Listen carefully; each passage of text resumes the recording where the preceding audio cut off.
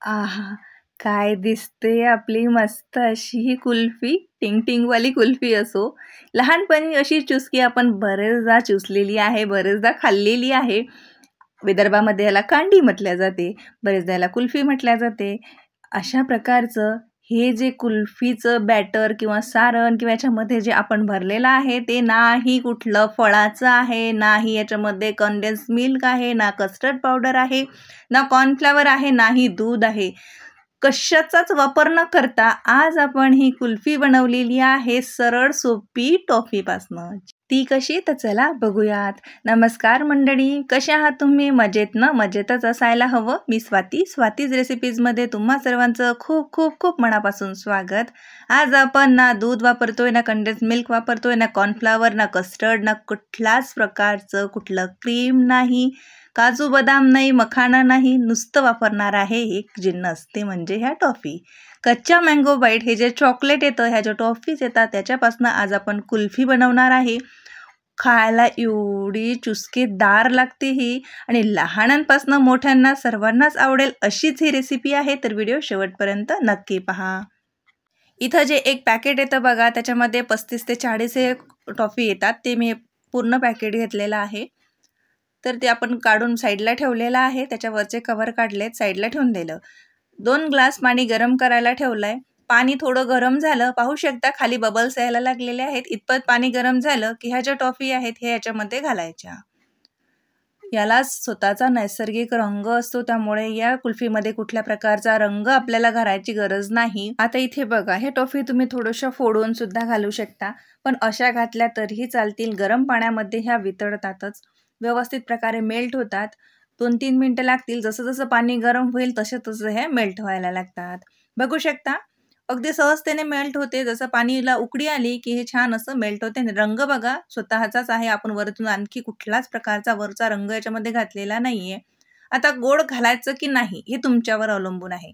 तुम्हाला जर नुसतं टॉफी जेवढी गोड आहे तेवढं जर गोड लागत असेल तर तुम्ही वरतून साखर घालू नका. पण थोडीशी कुल्फी कशी गोड असली, चुस्केदार असली की खायला मजा येते. आणि स्पेशली हे कच्चा मँगो बाईट आहे, म्हणजे कैरीची याच्यामध्ये चव आहे, ती आंबटपणा आहे, म्हणून थोडीशी 3 ते 4 चमचे साखर मी वरतून घातली. जर घालायची नसेल तर पूर्णपणे तुम्ही स्किप सुद्धा करू शकता.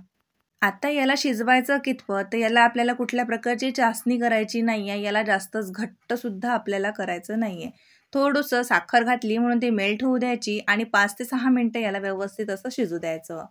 आता चुस्कीला छान अशी चव यावी म्हणून आपण याच्यामध्ये जिऱ्याची पावडर घालते. जर आवडत नसेल तर स्किप करू शकता, पण घालून बघा, छान चव लागेल.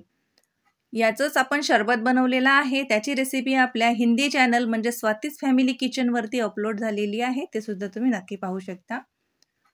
याच्यामध्ये आपण थोडंसं काळं मीठ आणि अगदी किंचित साधं मीठ घातलंय, जेणेकरून आपल्या कुल्फीला छान असं खट्टा-मिठं एक टेस्ट येईल. गॅस बंद केलाय. जेमतेम 5 ते 7 मिनिटं मी हे शिजून घेतलं आणि याच्यावरती जवळ-जवळ अर्धा छोटा चमचा सोप पावडर घातलेली आहे. सोप पावडर घालणं ऑप्शनल आहे. घालायची असेल तर घाला, नाहीतर स्किप करू शकता. आहे ना, किती सोप्पं आहे. याच्यामध्ये जास्त इन्ग्रेडियंट आपण घातलेले नाही आहेत आणि जे घातलेले आहेत ते पूर्णपणे ऑप्शनल आहेत. घालायचे असेल तर घालू शकता, नाही तर स्किपसुद्धा करू शकता.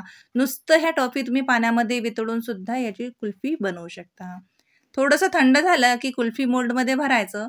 आजपर्यंत मी तुमच्यासोबत भरपूर अशा कुल्फीच्या, आईस्क्रीमच्या, उन्हाळ्यात स्पेशल शरबतांच्या रेसिपी शेअर केलेल्या आहेत. पण सर्वात सोपी आणि झटपट होणारी रेसिपी आजचीच आहे.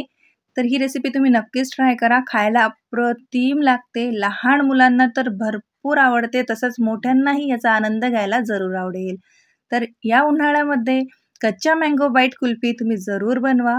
बघू शकता आईस्क्रीम स्टिक असतात त्या आपण अशा वरतून घालून देऊयात, म्हणजे जे चुस्की जे बनेल, आपली जी कुल्फी जे बनेल ते आपल्याला खायला छान सोयीस्कर होईल. तर आता हे आपण फ्रीजरमध्ये रात्रभरासाठी ठेवतोय.